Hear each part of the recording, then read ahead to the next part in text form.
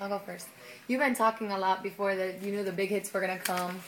And, you guys have been bunting a lot. And here your bases loaded and you have a fast guy on third. And I know in the last, games a couple of weeks ago, you guys would bunt in that situation. How did you decide, let me let this kid swing the bat? Well, my broad's been swinging the bat pretty good lately. So, the bases were loaded. So, basically, I was hoping to get a line drive base hit. I wasn't looking for a home run.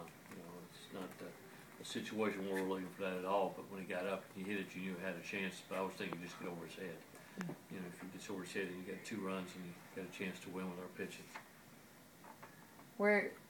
What were the guys thinking? Like, I know when he was trailing 1-0, he was pitching like a career game, and it was just one ball that had the game 1-0.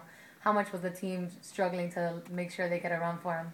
Well, I'm sure they wanted to. We had a couple opportunities with guys to score in position, but Atkins was pitching pretty good too. So it's not like there was no errors made. So there wasn't a lot of base runners left on base tonight on either team. Both guys pitched pretty well. Pitching staffs pitched pretty good. Other than that one inning with the home run or with the grand slam for us, but it was some pressure. You think you're going to get a run, no question. But the further you go along, the more you get concerned about it. But Ewing pitched, the best game of his career since he's been here at Miami. What have you seen from him? I asked him, but what have you seen from him? His progression from the start of the season until now. Last year he pitched really good early, and I felt like he got tired the second half.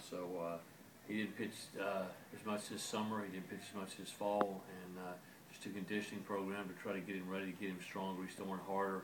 He's locating better. His breaking ball has improved. He got a good breaking ball against a bunch of left-handed hitters tonight, and are probably the most left-handed hitters he ever faces in his career, as many as they had in the lineup, and with a couple of switch hitters. So he's just improved. He's matured. His velocity. He didn't walk guys, but he went right after them. I guess the easy answer is offense or hitting, but what has been the difference in these last 8 games? What has tied it all together?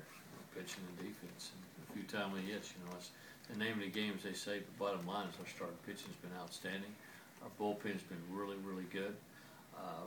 We've made the plays when we had to make the plays, and we've got a few key hits when we need to get the key hits, and that's the bottom line. It happened tonight. It happened at Wake Forest, and it happened against Virginia Tech last week. So it's 8 in a row, and you got to have all that to win low-scoring, close games. Every game, I don't know if every game, the last 4 games for sure have been saves.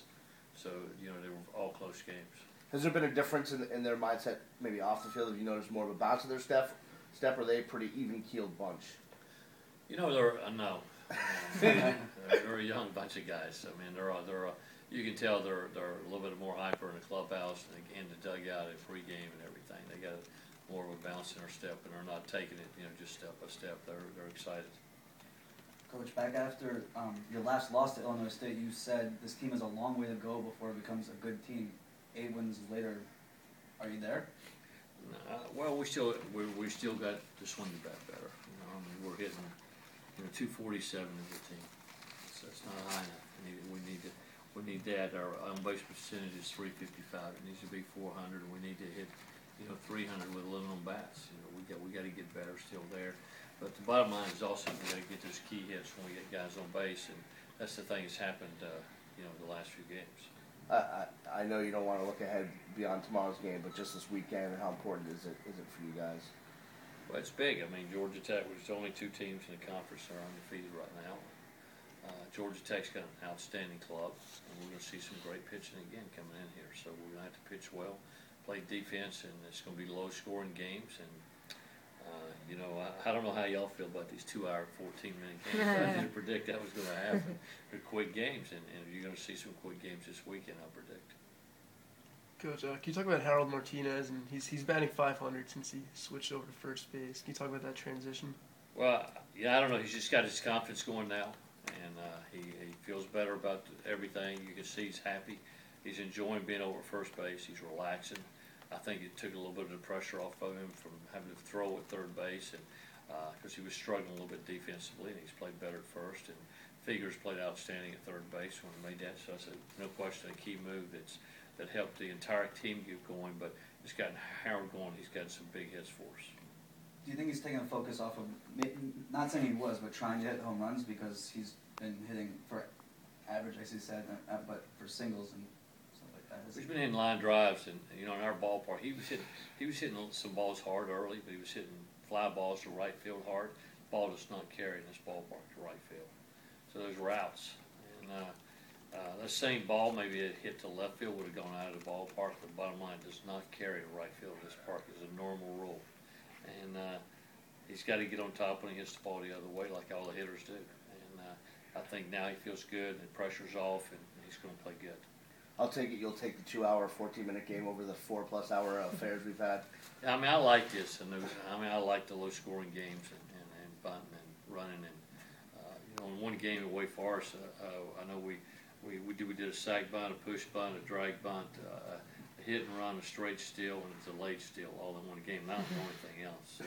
So we did every one of them in the game to try to get runs. So I was laughing about it after the game, but that's what it takes. It's a different game. Anything else for Coach? Just one quick thing. I guess on the opposite side of Harold Martinez, you have Dale Carey, who's batting now 050. Yeah. And he went, for 3 tonight with 2 strikeouts. How do you manage a player like that who might be in a complete slump?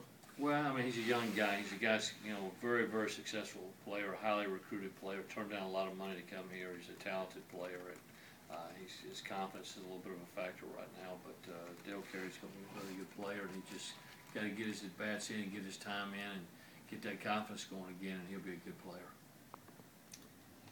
All right. Thanks so much.